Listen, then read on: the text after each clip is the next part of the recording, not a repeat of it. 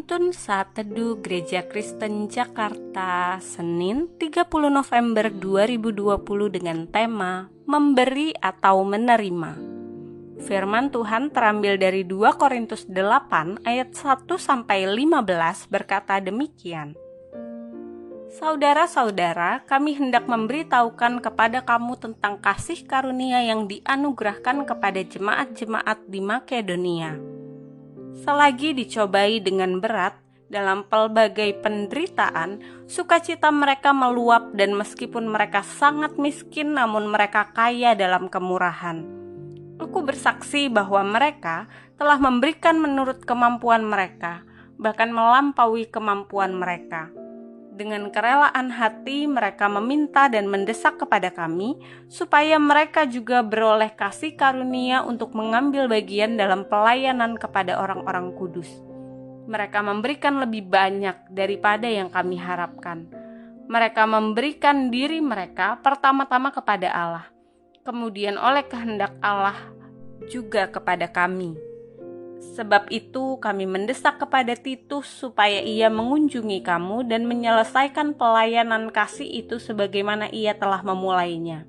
Maka sekarang, sama seperti kamu kaya dalam segala sesuatu, dalam iman, dalam perkataan, dalam pengetahuan, dalam kesungguhan untuk membantu, dan dalam kasihmu terhadap kami, demikian juga hendaknya kamu kaya dalam pelayanan kasih ini.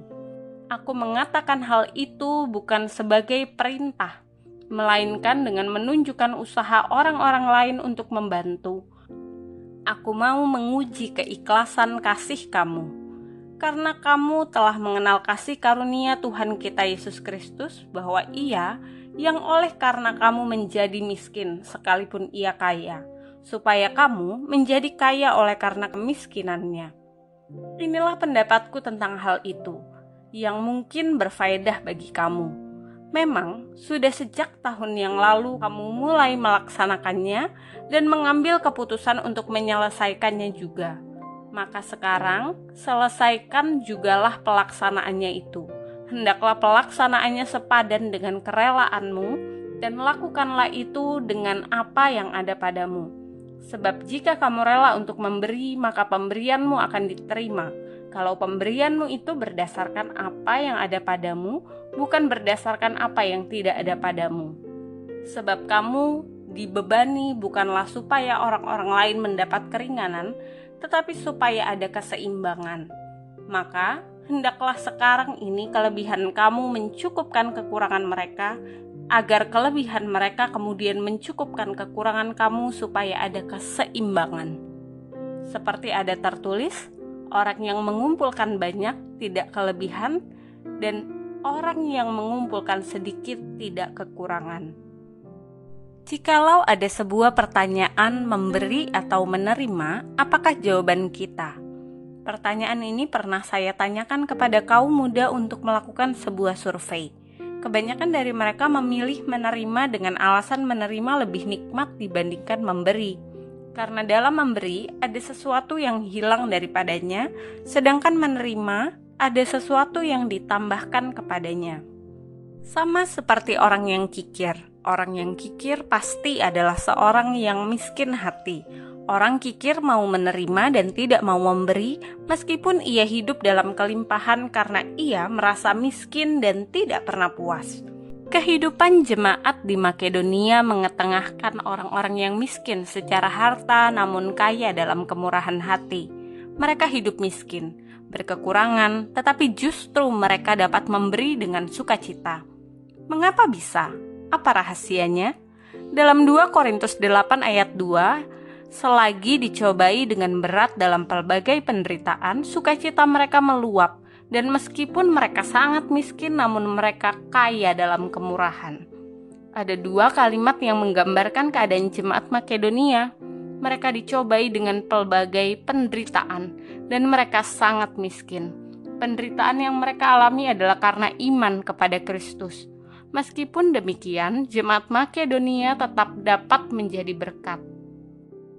Mereka menjadi berkat dalam 2 hal, yaitu mereka menjadi teladan bagi jemaat lain dalam hal memberi, Mereka memberi menurut kemampuan, bahkan melampaui kemampuan mereka.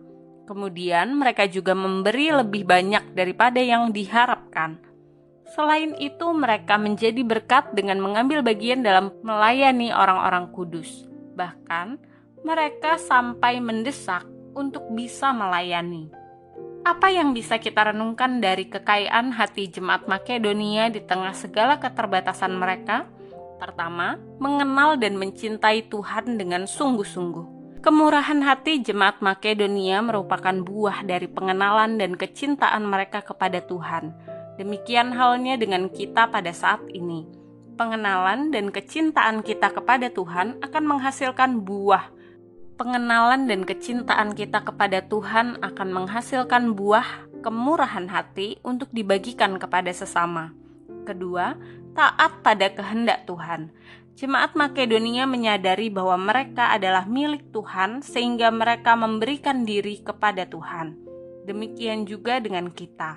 Ketaatan kita kepada kehendak Tuhan akan menggerakkan kita berbagi kasih kepada sesama kita.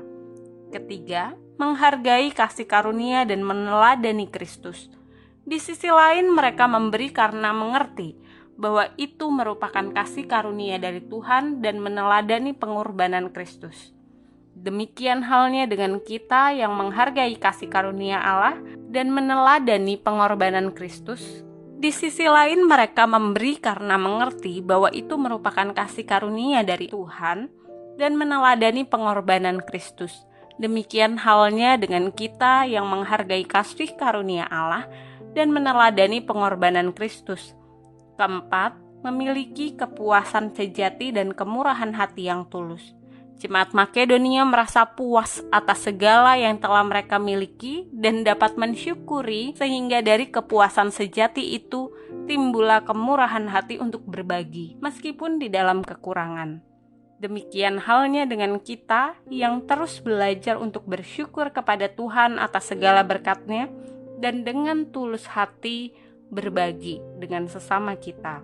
Melalui perenungan pada hari ini kita bersama-sama belajar, milikilah hati yang selalu mencintai Tuhan sehingga Anda dapat meneladaninya dan merasakan kepuasan sejati, sehingga Anda kaya dalam kemurahan hati.